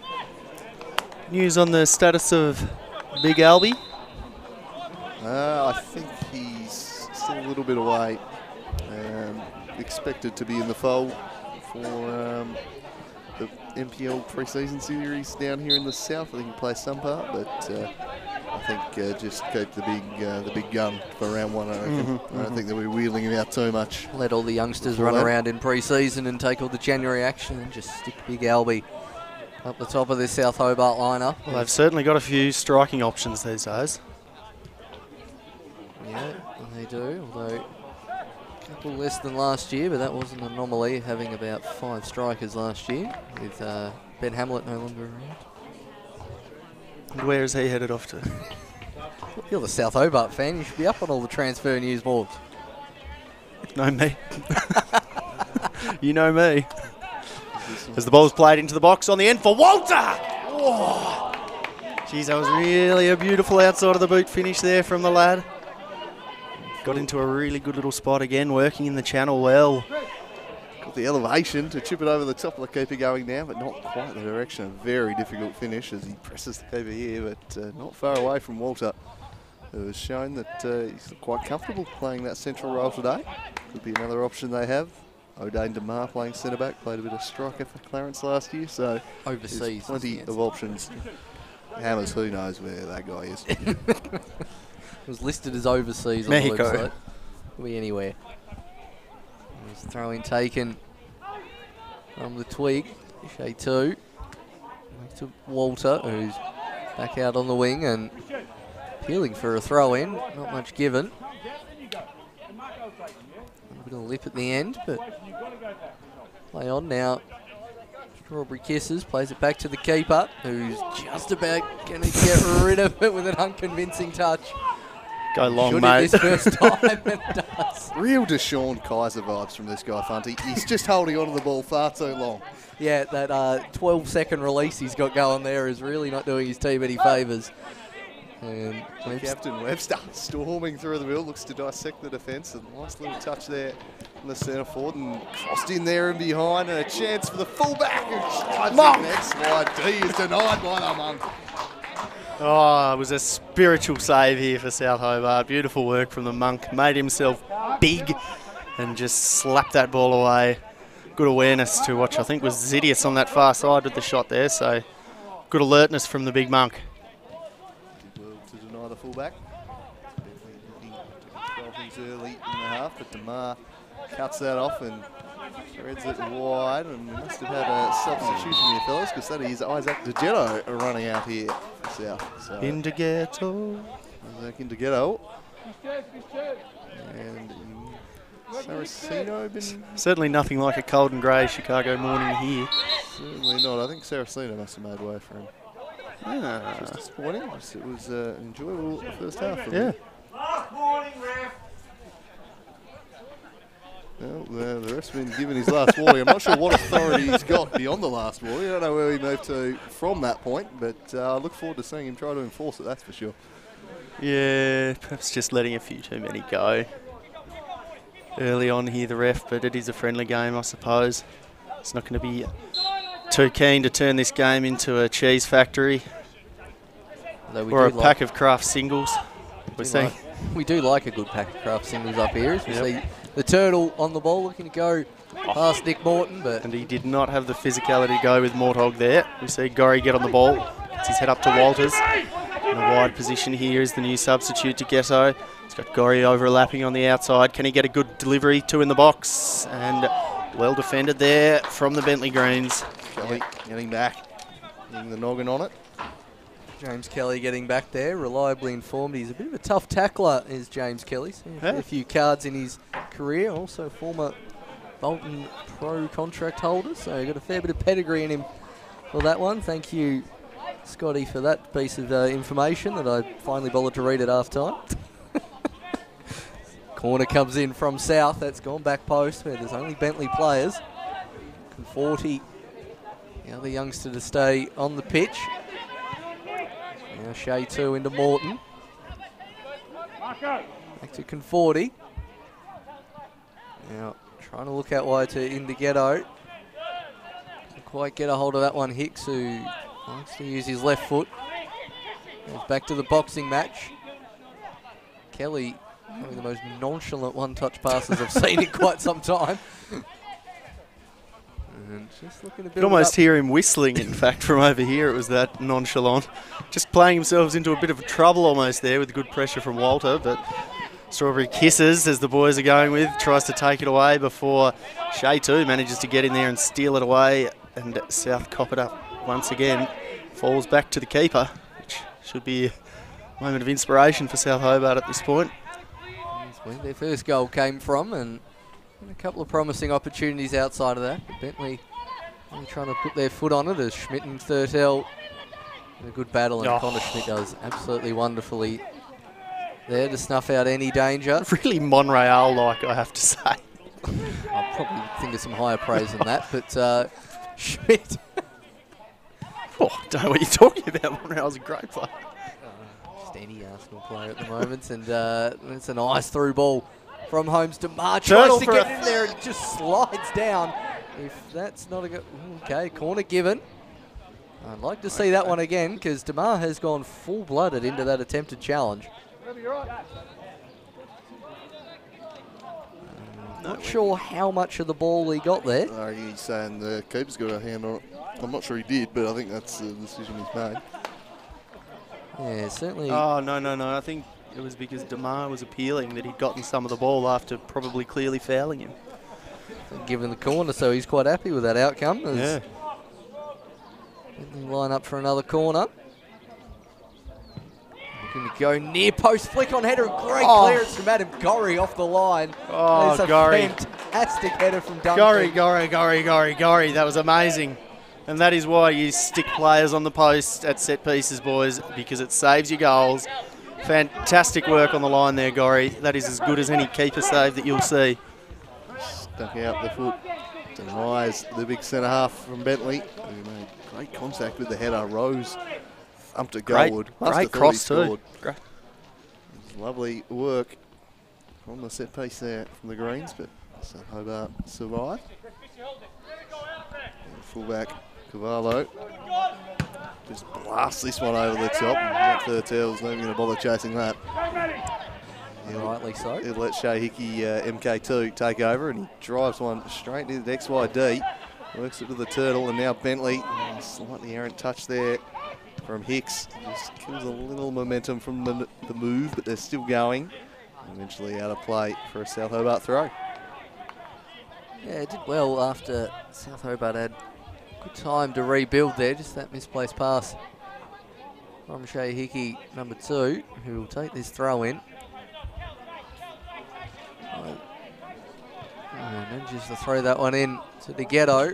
Eventually just pumps that one forward to no one in particular. Walter had certainly dropped in, as had De Ghetto. Also Conforti, who now looks like he's playing centre forward. It's a good touch towards Hicks. DeMar tries to shut down. Does well, falls to Kemp. Walter and Conforti not quite on the same wavelength. I imagine they've played a whole lot together, those two. Morton beaten for skill there, and that's a lovely touch, but offside called against Lucas. Oh, Cutting in, and exceptionally tight there. we're not far away from that. That was a very tight call. I mean, he's certainly behind the other 3 defenders. It's just whether Adam Gorry had let... And that's just what I was wondering before we saw that replay there, Funty.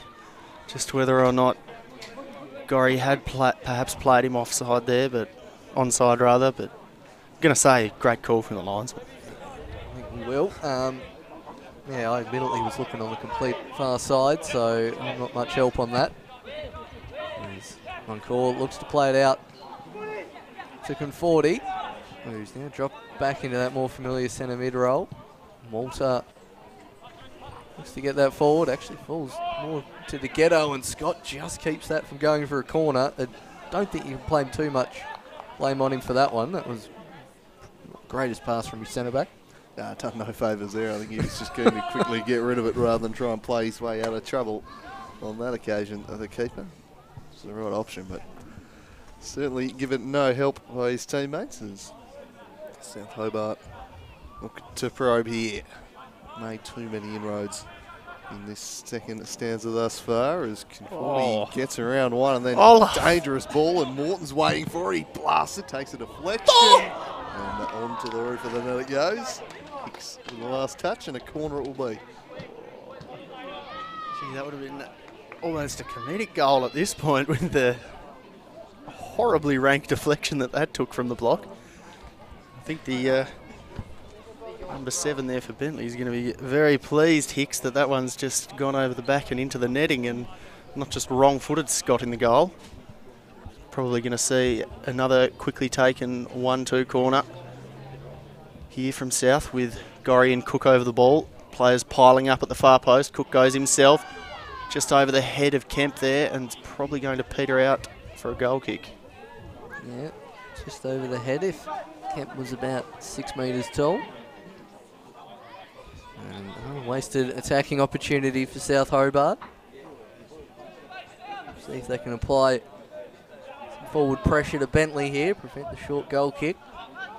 And it doesn't actually look like they're bothering at the moment. They're just going to give Scott the okay to go the heave-ho, and then eventually goes to Strawberry Kisses. Now he goes long. 2v2 with DeMar and Lucas jumping for it. Boxing match. And just to get it out wide, now Hicks. Who's on left foot still. Nice turn from Holmes. Go into the centre and just over the head of the Turtle, and a comfortable claim on the Big Monk. And that's a diagonal ball down there. I had the pole in my way. I was hoping there was a player there. Turns out there wasn't.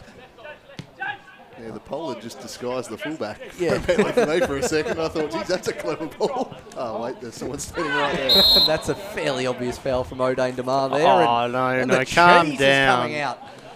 Pre-season cheese. It's a very vintage, it's very rare form, but we've seen it here today. You're going to have another look at that foul. Last morning, boys. He had to get cheese. He'd been told. So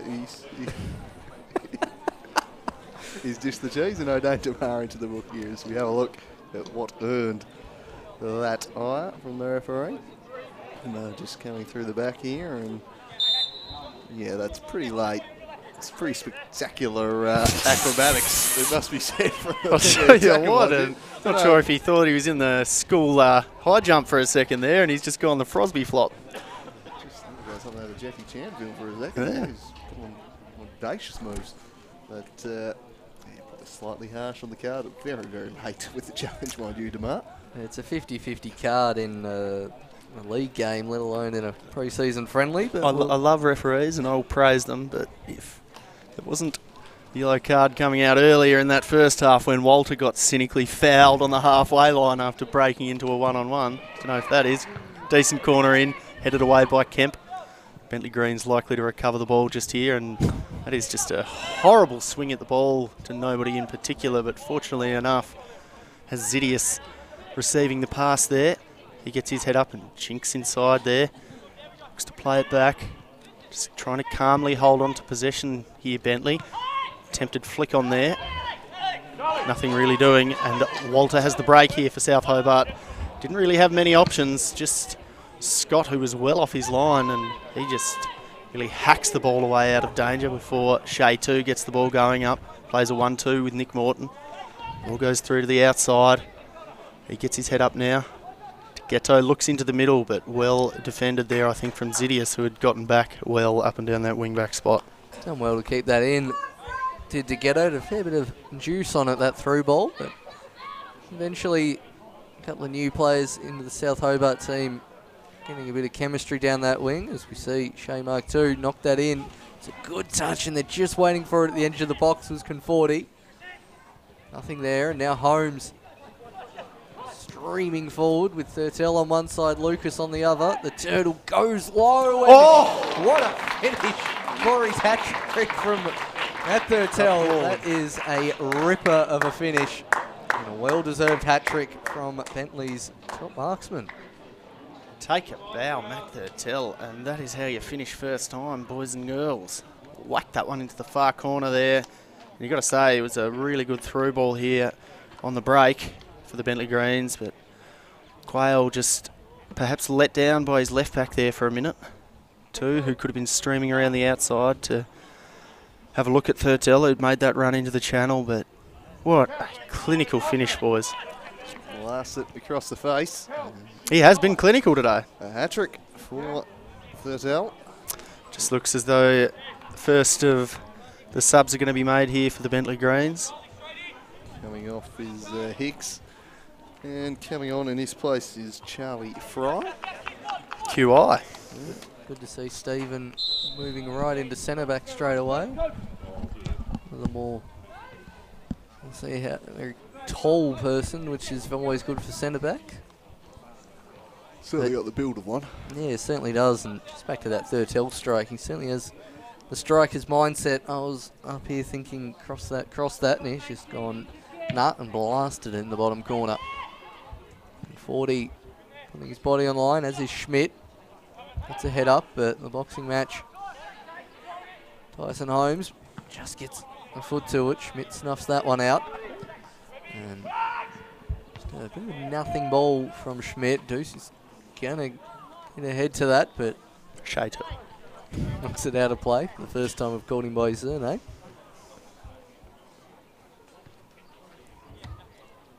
Again, Bentleigh look to restart.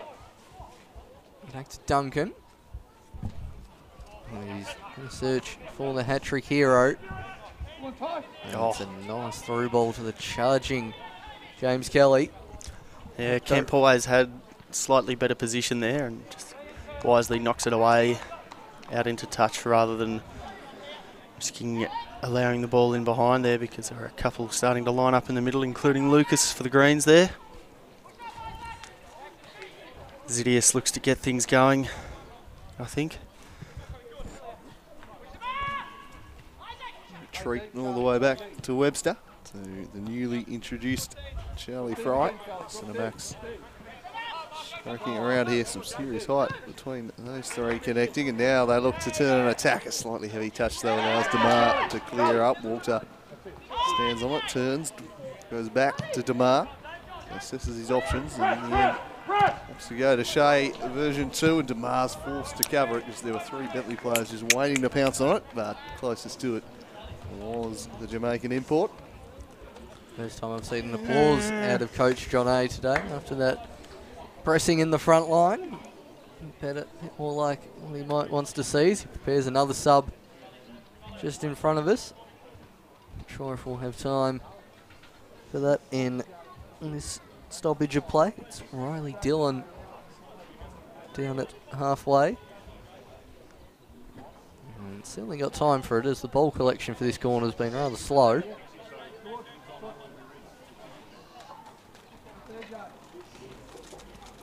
Still nothing there, so the corner will be taken. In from Holmes, bit of height in there, falls to Strawberry Kisses. And doesn't quite have the volleying technique of his striker, does the big centre back. Yeah, that was a bit more jam than Strawberry there, boys, I have to say. It just really slid off his boot and just looked a bit sickly on the sidelines there. Poor shot there from Webster. As Riley Dillon is introduced for the visitors, and he will replace number 13, XYD, who gave us a pretty good account of himself, Zidius, down that right flank. Yeah, he did. Worked hard. Taking a good account for themselves. From 40 yeah, comes off. true. Really, really impressed by that kid today. That Riley Morton comes on. I wonder if that's a like-for-like replacement. I've never seen Riley Morton play before, so we'll see how that goes. Is he related or? And DeMar. And Gorry sliding in from a very early on. Was Cavallo there. And, I mean, if you're going to give a cheese for O'Dane DeMar 5 minutes ago, surely that's going to be fairly worthy. I'm giving the ref the bloody last warning. It's a cynical challenge that can injure a player, especially in a friendly. Really like to see a cheese for that. Fortunately, Adam Gorry back to his feet and seems to be just fine as Cavallo retreats back to Fry. Webster under a little pressure, eventually goes to Fry. Walter wins it back for his side, then inside to Morton. First time pass, Cook wasn't anticipating it, just not on the same page as It was a really, really good pass too, and the combination in the lead up to it. It's a real pity that the Cook wasn't quite sharp enough to get onto that one. Maybe these miracle blades there, they're a bit blunt unfortunately as Webster works it to the newly introduced fullback. They punch it down the line, looking for Lucas. Worked it inside, broken up by Kemp. Now Connor Schmidt, just bit off a bit more than he could chew there. Tried to beat a man, and dishing might have been the better option. As Bentleigh looking to break them open, but Alex Walker not neglecting his defensive duties. The man who should be on a cheese, Cavallo, to take the throw in. Playing safety first and going back to Stephen, who manages to turn well out of the chef. Kelly now finds Stephen, who is an absolutely aimless ball for minus 10 points for that one. So another look at the replay of the challenge on Gorry. Just come on! I'm not happy. I'm not happy at all. Really slid into that one. It was like he's on a slip and slide. But he's just from January 26th, I guess. Pulled out the slip and slide. Disgraceful tackle. Anyway. Lucky his knees were not in a straight position there and going in with the boots. But yeah, definitely committed a bit too early, but see Gorry, that man on the end of that challenge, just looking to get the ball into play, but it's been given as a free kick, in fact. For what? I'm not sure, but Gorry gets over the ball and just gets out his pitching wedge. Tries to get it over the top. Well recovered by Nick Morton, who finds Cook on the same wavelength that time before he is absolutely mobbed by two Bentleigh players. Kobe Kemp recovers the ball. Gets his head up and finds Walter. Makes a beautiful run in the channel there, Kemp. Well blocked away there from Bentleigh Green's defence. Yeah, done very well there between Cavallo and Holmes. It looks like... I think that was Holmes getting back there, wasn't it? Yes, with the introduction of Fry, it looks like Cavallo's pushed up to more of a left wing position. Walter gets there and given us the shirt pull, shoulder push from the referee there. You give that and then, yeah. Anyway, you disagree with that one, Morgan? Chance for Kobe Kemp. I'm going to contradict myself if I keep talking, so I'm going to shut up. I think you might have already done that as Kobe Kemp prepares to swing at you, the great defender of referees. My God. So, two options. I defend players' health. Most of all, mate. I do tend to agree with you on that card decision, as Kobe looks the most likely to take this one.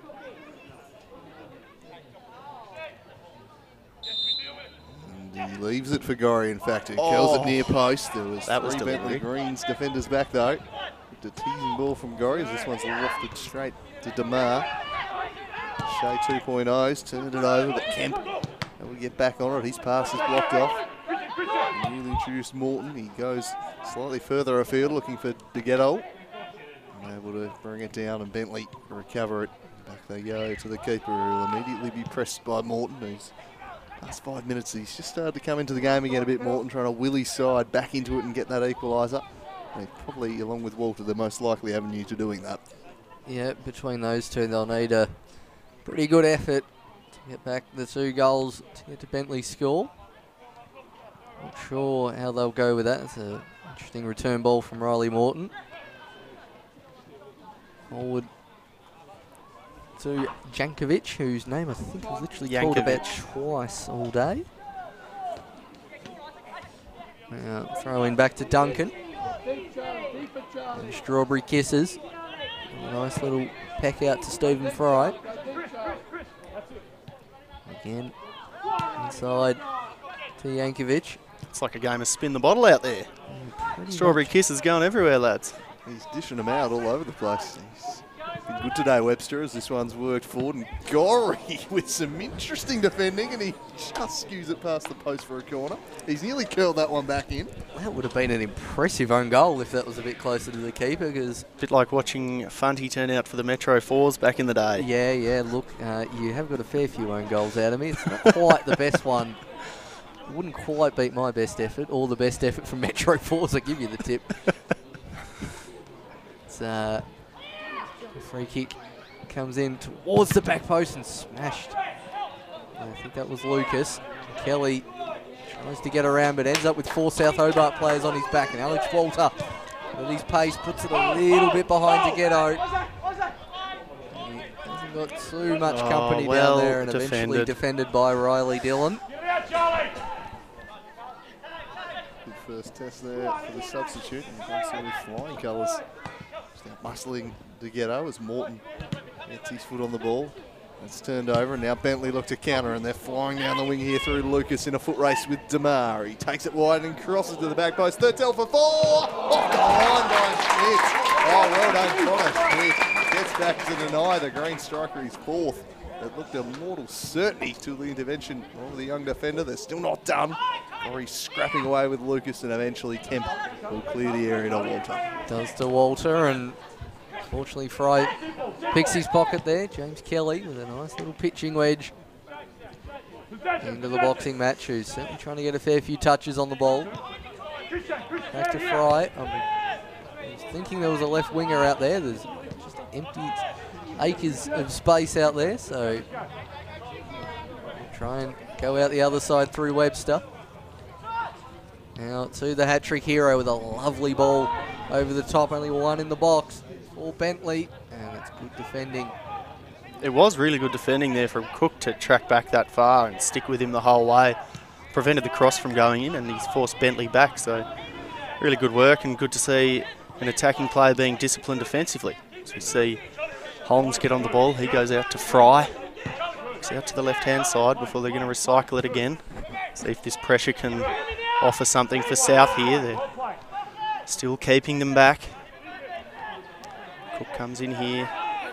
Morton in from behind as Shea too looks to mark, but Bentleigh just happy to maintain their possession at this point.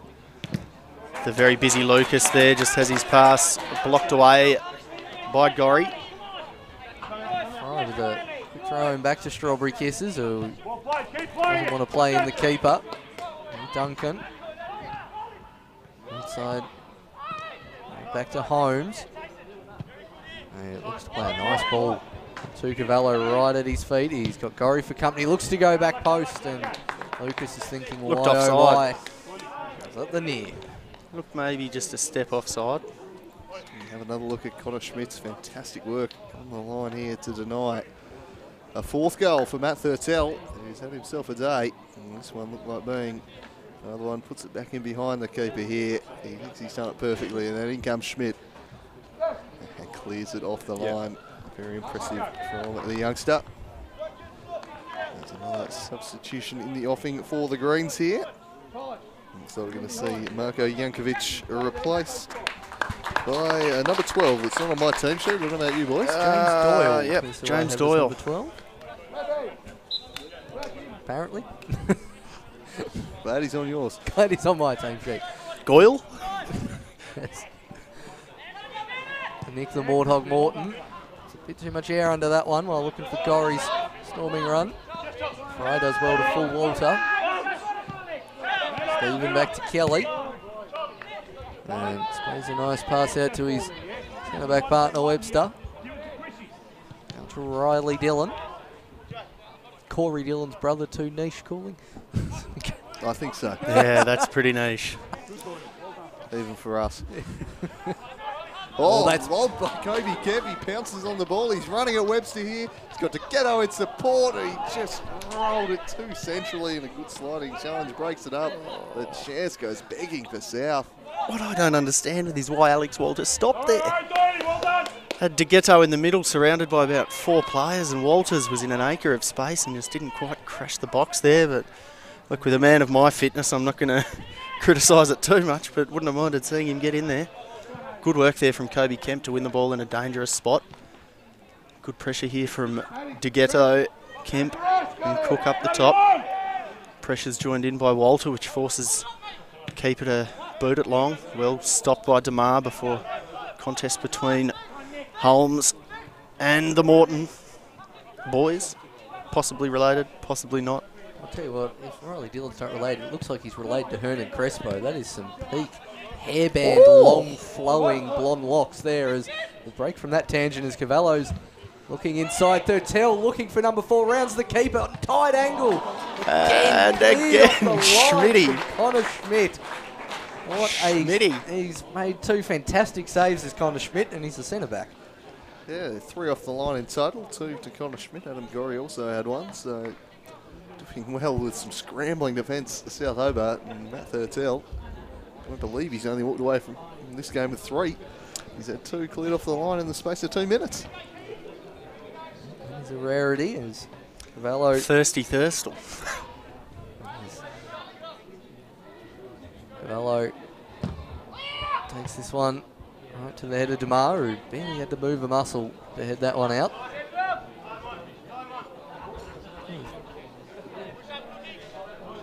Not as many subs from South Hobart today as we saw last week. There's a boxing match. Picks up the ball, plays it to the new man Doyle, who's rocking a very old pair of Pumas, which I'm all for. Nice black and white set. DeMar robs him of the ball, uses the muscle to get past Dillon, and Fry gets a crucial head in the way. Almost released De Ghetto there.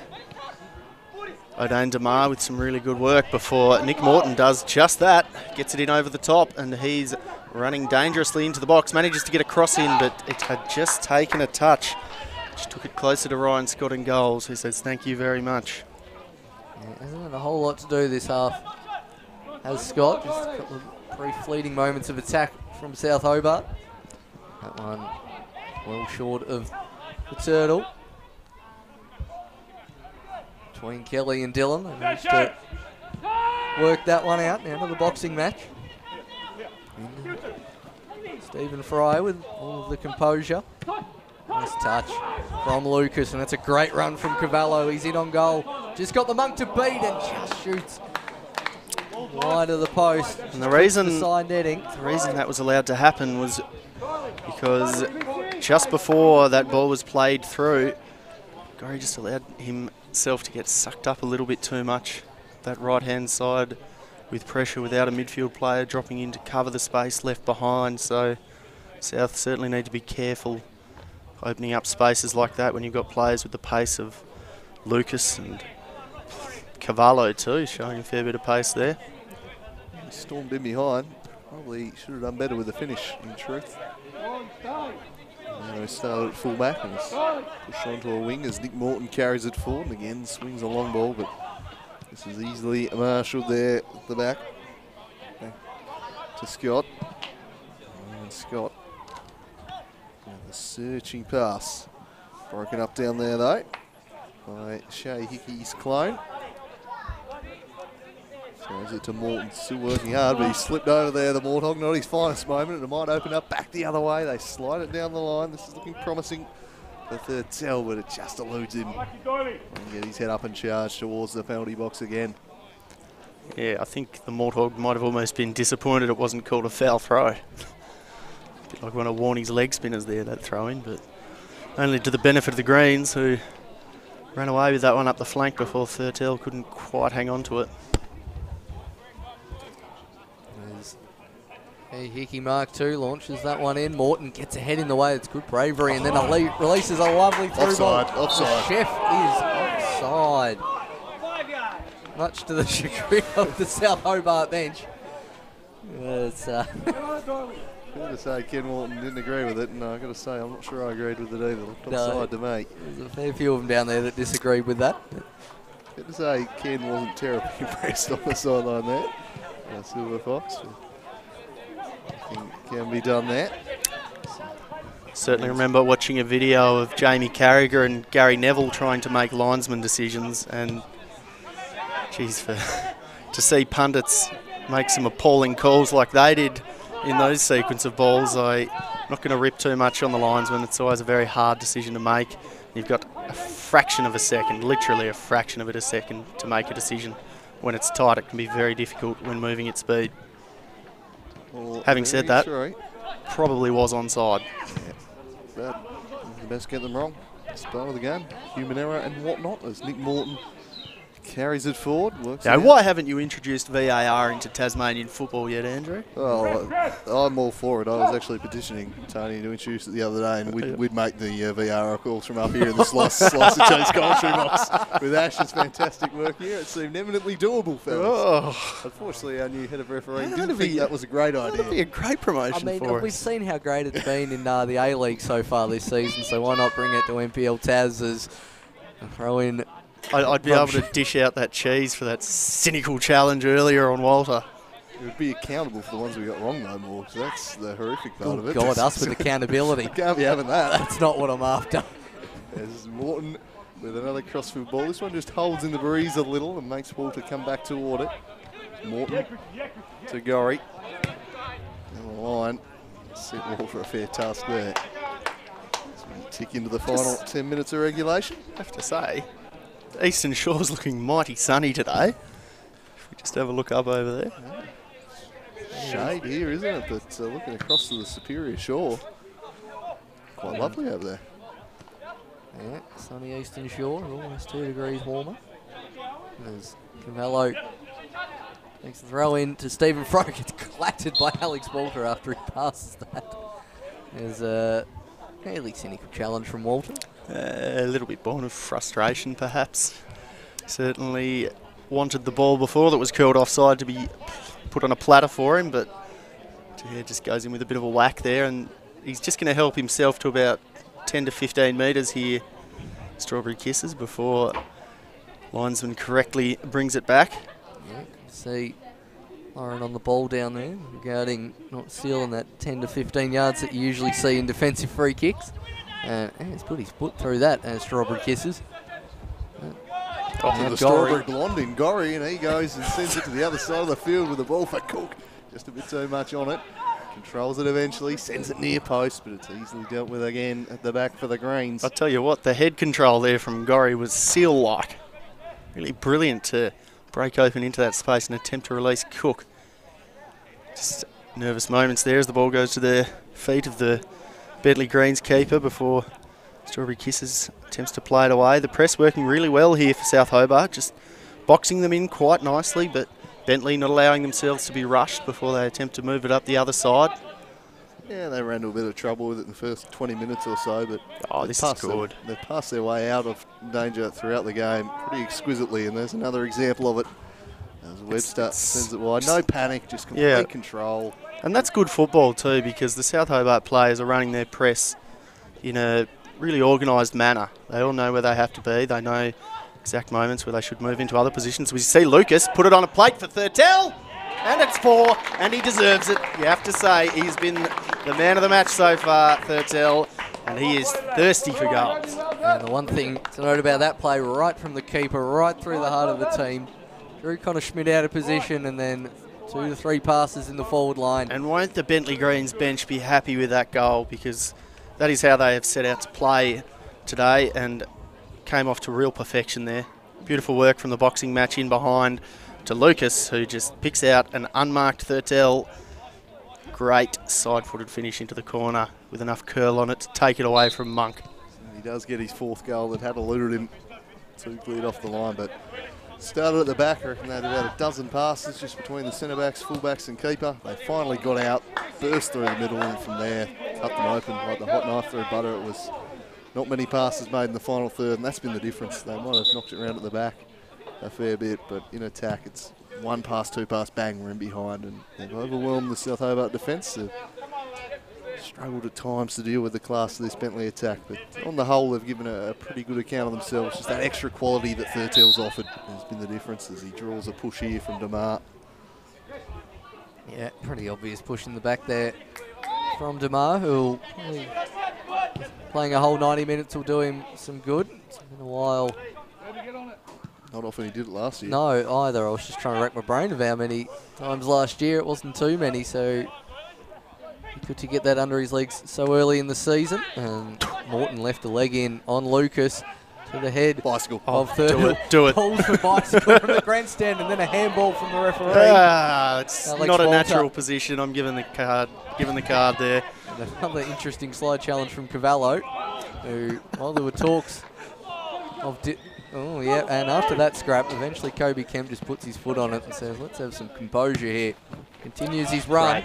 Alex Walter and Stephen Fry getting into it in front of the bench. Kemp manages to keep a hold of it, near post run, chefs it back post. Went near to DeGhetto, who I have no idea how you would score from that position. If possible, you'd have to do a back flicks, I'd say. But I'd have to take a horrible deflection off the back of your ankle and somehow loop up into the far corner. I don't know what he's doing shooting there, but sometimes when you're moving at pace, it can be hard to keep track of where the goals are, and it's certainly been more than one occasion where I've just kicked the ball out, certainly thinking I was facing goal at futsal. Again, the patient build from the back from the Greens. Look at the field. Scorry having the track back here against a man who's giving him a few problems in the second half. It's a wonderful ball denied by the Monks. Second chance, he dissects the gap. And it's 5-1. No, is it? Is it? Or has he paid a free? He might have paid a free just to hear the ref, I think. Yep. Ooh, Just, I think he might have spotted a foul on Munkur, perhaps by Lucas just there, and we'll have a look at it. Great first save from the big Monk. Handball. Handball. Great. Excellently spotted there from the referee, and deserves full praise for that decision. Superb decision, referee, spotting that handball, because none of us could see it up here. Excellent job, and keeping the score rightfully at 4-1. Jake comes crawling back, and the Greens take over on the right wing here. James Kelly with a nice touch. To the Turtle. Back to the boxing match, Holmes. And now they're whipping out all the tricks here. Holmes looks inside to Dillon. Back to Kelly, who wants to get on the scoreboard. Demar Bicycle. knocks that one out. More calls of a bicycle. This time from the right back. Locked up in the air from Bicycle. Nick Morton. No. And ball calls again, not given. Going to Dillon. Hit it. Cavallo on the left foot. Turtle with the back heel. Now Lucas. South Hobart running on empty here. But Alex Walter will try his best. Well cut out from Doyle. Demar with a casual slide challenge. Lucas tries to keep it in and then slips over outside there. So Starting to use it. I really liked the way he just knocked that ball away the extra couple of metres to allow him to get back into position there. Great work there from Lucas. I admired the cheek of it, and I just admired the technique, frankly. The last 10 minutes of this game starting to resemble last Friday's Funty. We saw South Hobart fading out, and it was a pretty tough last 10 minutes for them. Just going to slightly fitter side, and maybe just seeing that again today. It's interesting to consider that, though, because when both teams looked at their physical peak, it was South Hobart whose tactics appeared to be overwhelming the game for that first 25 minutes there. But yes, the longer that the game's gone on, the less efficient the presses look for South Hobart and the more stretched the defences look, which is unsurprising in pre-season, but we're seeing just here again as Holmes gets going up the right-hand side.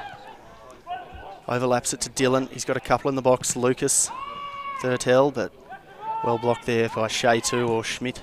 Yeah, I'd love to see a game between these sides somewhere between April and September one time, just when they're both at peak fitness. It would be an interesting match as Kemp finds it on the length wing. Got 3 up, including the chef.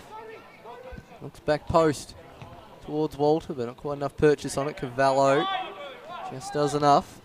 Now Doyle goes to the boxing match. He's got Lucas, who peeled off Schmidt. Thurtell 5. Good call there, Lucas. Thurtell 5. Gorry takes it off his foot. Otherwise, it would have been Thurtell 5. Just played that pass in behind him there a little bit, Lucas, but haven't the two of them really linked up well in this second half, where it has been all Bentleigh Greens? They've dissected the back four of South. There's been some very sharp passing moves. They play a style that's very easy on the eye at these Bentleigh Greens. A treat watching them this evening. Last few moments of the game here. Perhaps a chance for a little highlight reel free kick for someone. It would seem that Cavallo is fancying himself. You know who this calls for? Like General Sherman. He's sitting over He's there. about there Oh, if is you he? want him. Get him over there. Get him on the field. Chuck him a south top.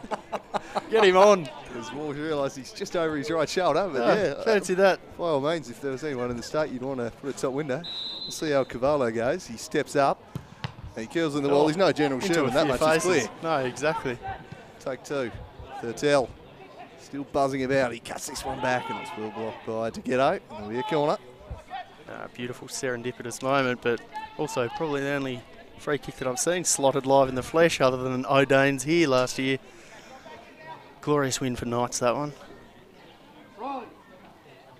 You're already off South, mate. 1-4-1 pre-season. Yeah, that's it, mate. Shifting his allegiances. I'm fickle.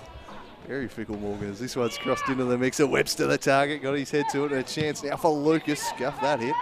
Turned into an alright pass, but it's well defended in the end by Alex Walter, who's clearly out in his legs, but he's still running hard and trying to force the turnover, but they skip through them here. We all need a hipster championship team, Morgan, so we've now got yours and Knights. Thurtell in a battle with Walter. Well done, Walter. Very well there as Alex Walter manages to win the foul, alleviating the pressure there. Couple of tugs there from Pops Kelly before Stephen Fry just goes on a trivia tour up the right-hand side to waste a little bit of time, but with the sting going out of the game now, you wouldn't expect there'll be too much more time before referee calls a halt to proceedings. South just looking to get one more consolation goal here because certainly looked better than a 4-1 result in the first half. Yeah, as Pops Kelly just tries to get a souvenir of Alex Walter's shirt to take back to Victoria with him, but unsuccessful. Free kick blown instead. I mean, he can ask for it in about 2 minutes. If he just wants to rip it off, that's okay. Morton. Out of Walter. And Kobe Kemp. Back to Walter. Fry comes barging in. Advantage played. Kobe Kemp. 0-1 at the back post to slot that one in. Alex Walter was wondering why. Well, he had to play a 12 yards out from goal, which is why. Yeah, they are unable to take advantage. Another look here, he was definitely impeded. Yeah. Walter. Yeah, but that's the end of this game as the referee brings it to an end. A thoroughly enjoyable 90 minutes here at Darcy Street. 4-1 the final score. Bentleigh just a little bit too classy in the end.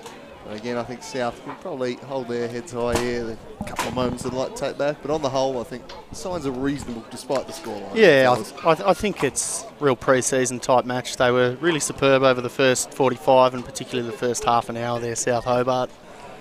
So full credit to them for the performance. Looked a lot better than going down 4-1, but Bentleigh really took control in that second half there. Yeah, the cream rising to the top. So it brings an end to the first of these 2 games. We'll have a look at the goals. Started just with a bit of a howler, the keeper. Just going all to Sean Kaiser on us, taking far too long to get rid of that football. And there was Nick Morton buzzing about. Well, you boys have done me with that reference. Is this before my time, this De Kaiser fella? No. Wrong sport, I think. sport. Oh, there you go. Again, going down niche audiences out Yeah, there. crap. The Super Bowl's over in a week. We won't mention it again after. Well, Funty probably won't shut up about it if the Eagles Yeah, win. exactly. Matt I never stop talking about it. Matt Thurtell then showed us how to volley a football in some Didn't he? style. That was his second. As he put it in the back corner. Delightful stuff. He'd go on to hit all 4 of the goals for his side. It was a wonderful, wonderful second. And from there, really, they didn't look back, Bentleigh.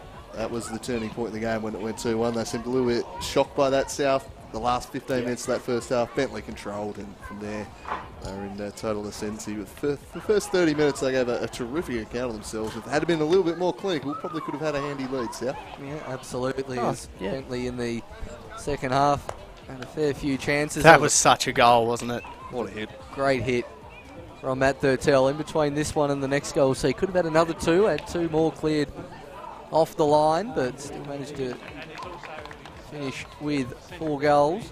As we'll look at the 4th one here. Nice bit of interplay starting at the back into Lucas, and then this time shot from Thurtell right into the side netting.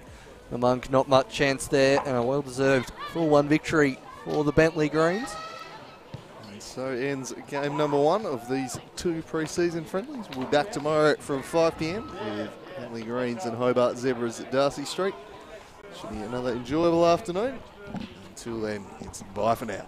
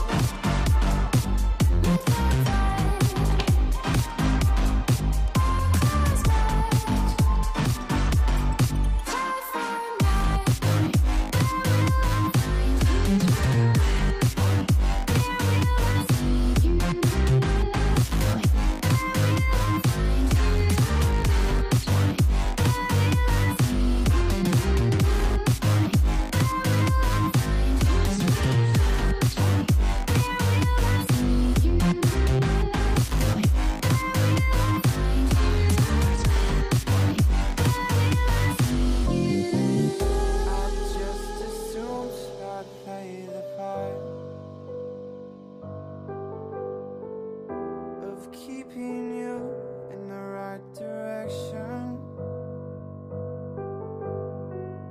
no matter how your confidence may fall, I'll be here as your foundation. And I say, hey, yo, just